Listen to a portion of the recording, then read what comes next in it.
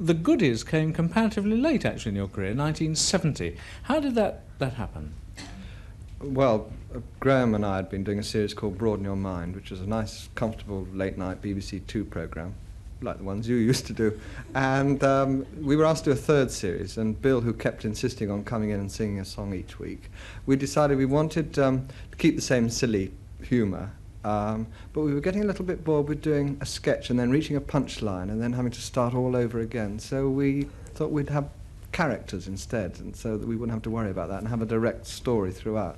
Exactly the same time the Monty Python lot, who were been at university with us, they got round it by never having any punchline at all. They'd had somebody coming in and saying, "This is silly, let's go somewhere else." And, it's a very strange thing. People still say things like, "Oh, I love the Goodies and Monty Python," and they equate the two. They're quite different, really, aren't they?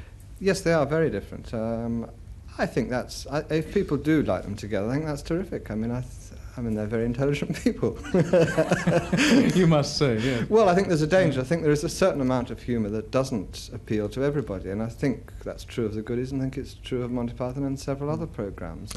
But both kinds of show, I mean, yours and theirs, have pushed back certain frontiers in comedy. Are there certain areas that you would now like to explore that you haven't in comedy? Yes, I would like to.